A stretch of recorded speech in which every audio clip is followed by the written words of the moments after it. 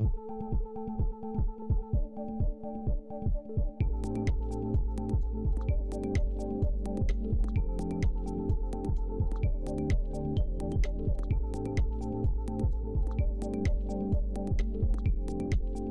mendirikan yayasan di 2021.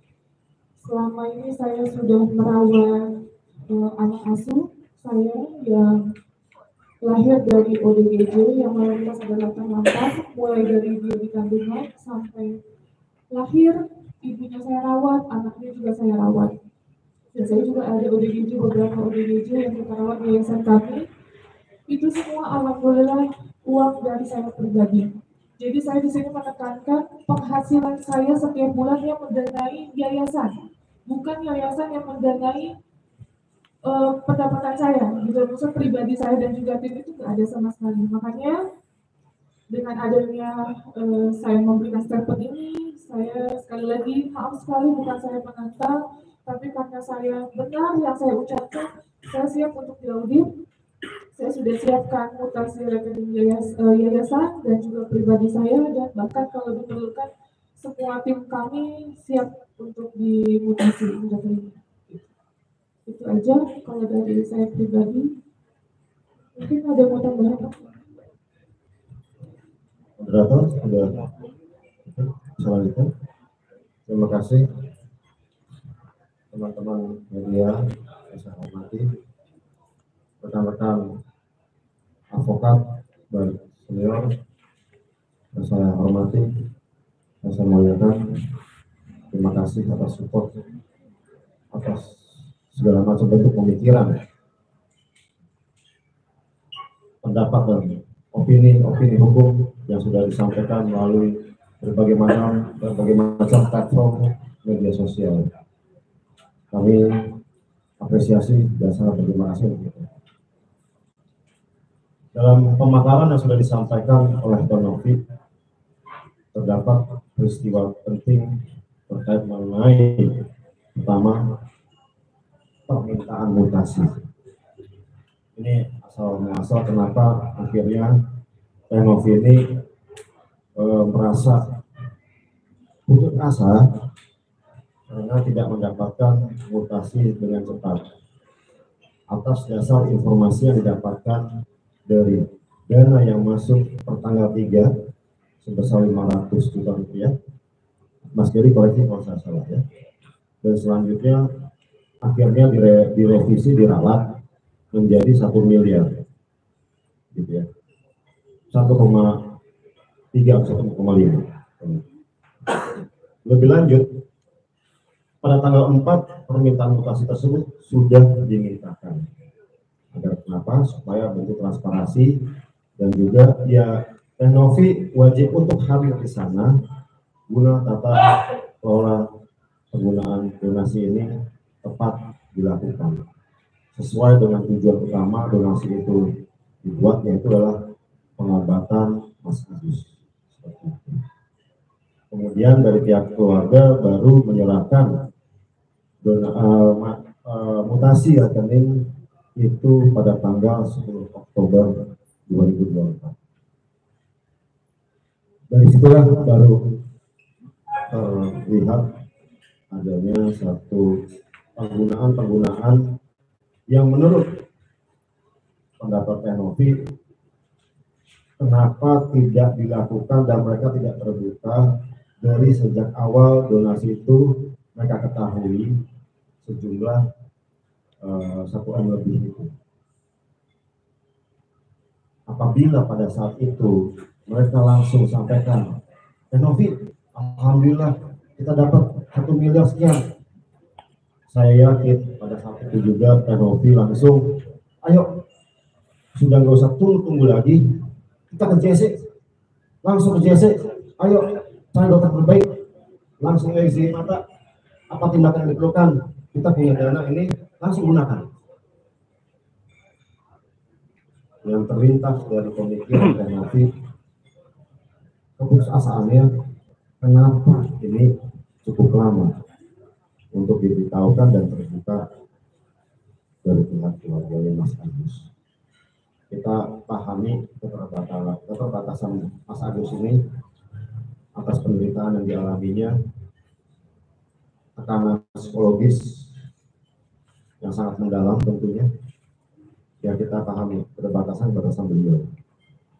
Nah, tapi di sini Renovi hadir di sana untuk agar supaya cepat melakukan penanganan pengobatan yang terbaik seperti itu.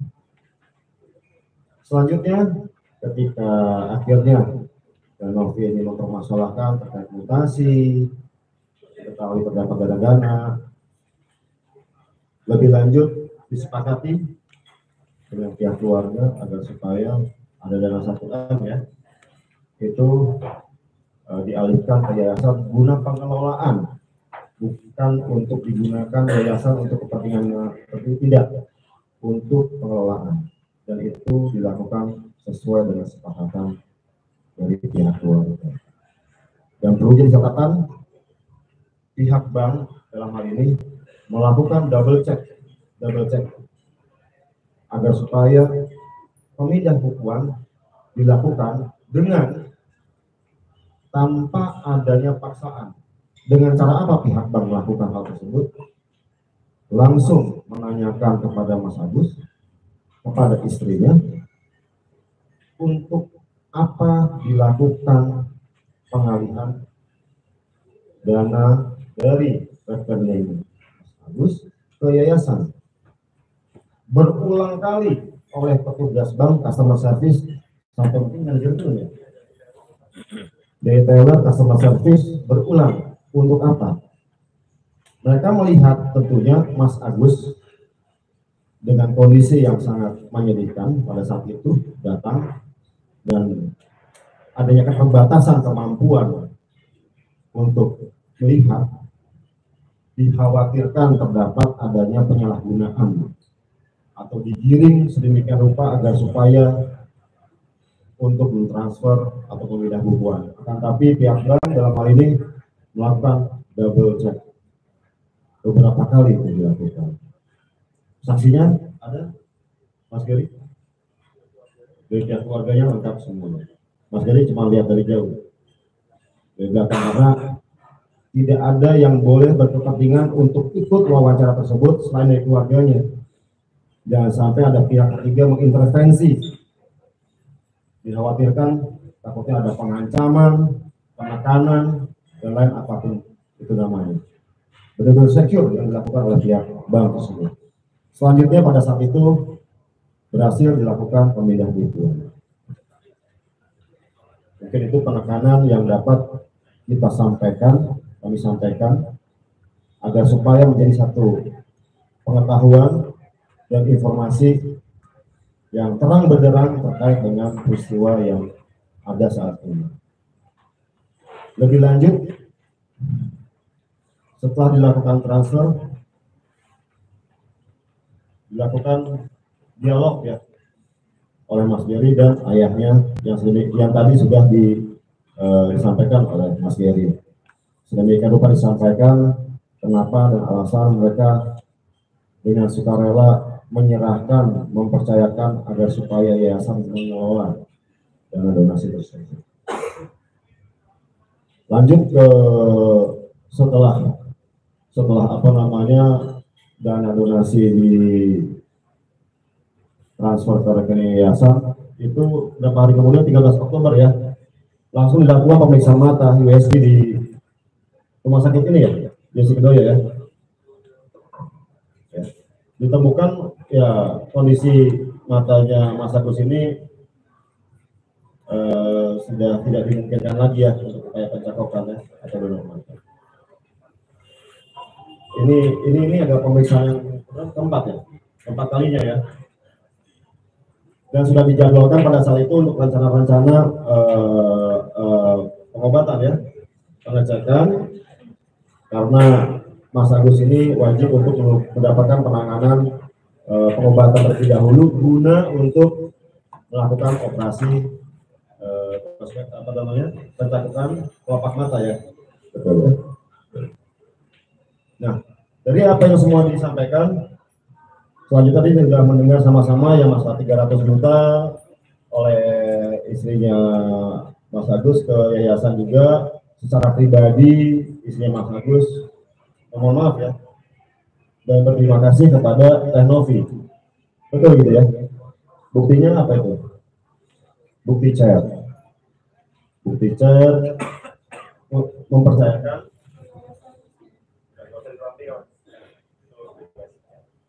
Jadi nanti udah cukup. Jadi berbagai macam bukti, baik dari video, dari catatan, dan lain sebagainya, kita akan sajikan. Akan tapi kita tidak dapat sajikan secara terbuka seperti ini karena menyangkut data pribadi seseorang, kita tetap menghormati.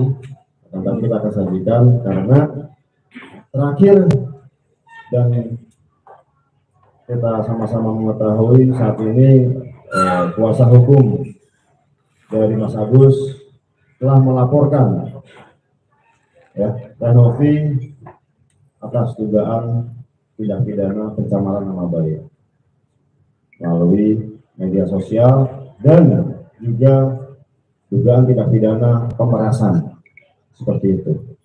Akan tetapi memang kita barulah saat ini kita berbagi peristiwa hukum yang telah terjadi karena kita mengumpulkan data-data terlebih dahulu karena kita tidak mau menyampaikan ataupun menyanggah apapun itu namanya tanpa kita didukung dengan bukti-bukti, data-data dan kemudian saksi-saksi sebagai fakta hukum dari perkara ini, dari peristiwa ini, seperti itu.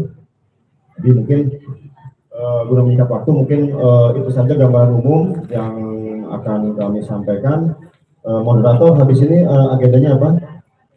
Tanya jawab selanjutnya. Tanya jawab selanjutnya mungkin nanti ada dari rekan-rekan yang rekan-rekan advokat yang mensupport ya, yang mensupport Teh Novi yang sedemikian rupa memberikan pendapat di platform media sosial juga untuk memberikan pendapatnya dalam hal ini. Nanti ada perwakilan dari rekan-rekan yang akan menyampaikan. Tidak lebih itu yang akan saya sampaikan rekan-rekan semuanya. Yang Novi lakukan adalah bentuk tanggung jawab secara moral dan sosial. Tidak lain tidak bukan. Bentuk pertanggungjawaban moral dan sosial dikarenakan Teh Novi selaku inisiator yang menyampaikan kepada publik dan menggalang donasi untuk Mas Agus. Sekarang sikapnya Teh Novi kepada Mas Agus bagaimana? Silakan. Apa yang sikap Teh Novi? Kalau aku pribadi sih dengan proses ini berjalan, kita ikuti aja sebagai warga negara Indonesia yang baik. Apapun itu, saya hanya berharap Mas Agus tetap melanjutkan pengobatannya sesuai dengan rencana tindakan awal.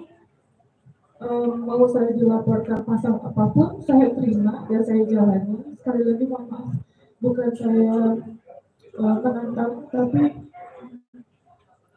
saya di sini hanya bisa menerima semuanya gitu. Tapi sekali lagi semoga Mas Agus mungkin melihat dan mendengar. Nantinya Mas Agus bisa menghubungi kami kapanpun itu untuk pengobatan yang harus dijalani. Itu aja. Baik, terima kasih. Mungkin itu statement dari Teh Novi.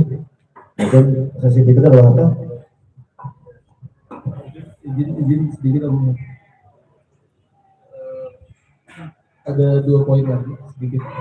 Ini mungkin catatan kita waktu cek mutasi ya dari tanggal periode 25 September sampai 7 Oktober. Ini di sini tanggal 27 September, 28, 29, 30 sampai tanggal 5 itu setiap hari keluar 50 juta transfer. Dan yang kita kaget yang untuk pengobatan itu hanya 913.000 di RSCM gitu ya, untuk ya sedangkan mutasi kredit yang kita lihat uang masuk gitu ya 14, gitu. Nah itu yang juga jadi pertanyaan. Dan yang kedua, sesuai dengan yang Tenovi bilang tadi tentang pengobatan Mas Agus, bahwa setelah tanggal 18 Oktober itu pihak Mas Agus dan keluarganya tuh sama sekali tidak merespon untuk kelanjutan pengobatan gitu. Jadi entah seperti apa langkah-langkah beliau gitu ya, kita tetap follow up sampai dengan kemarin Jumat kalau nggak salah, karena Jumat itu harusnya ada tindakan rencana operasi itu yang dijadwalkan gitu. Jadi ya kita menyayangkan lah tindakan-tindakan yang memang merugikan Mas Agus gitu kan, bahwa udah mau dioperasi ternyata gagal lagi gitu kan, batal lagi gitu. Jadi dan akhirnya kita juga tahu tuh di TikTok atau di ininya Bang FA ya, bahwa dia ke RSUD atau ke RSCM tapi ditolak dan lain-lain. Ya sebetulnya kita sepakat aja lah gitu, proses hukum, proses pengobatan gitu, kita profesional aja gitu kan, bahwa haknya Mas Agus untuk melaporkan sebagai warga negara itu kalau memang merasa dirugikan silakan aja berjalan gitu, tapi untuk pengobatan tolong juga ya Mas Agus tolong diperhatikan, jadi kuasa hukum agar tidak melewat dari kuasanya gitu. Kuasanya itu kan hanya untuk proses hukum, bukan mengintervensi proses pengobatan lah menurut kita. Jadi tolong dipisahkan, tolong diperhatikan kepentingan terbaik Mas Agus untuk sembuh gitu. Jadi apapun yang dituduhkan itu kan berlaku asas, siapa yang menuduh dia harus membuktikan ya Om ya. Jadi kalau pihak Tenovi siap untuk memberikan klarifikasi itu, sudah siap gitu kan, karena semua bukti-bukti, petunjuk-petunjuk itu cukup terang dan jelas gitu ya. Jadi hanya kekecewaan aja yang mungkin cukup besar gitu ya dari Tenovi. Mungkin ada lagi yang sudah, mungkin sekian kronologi dari kita.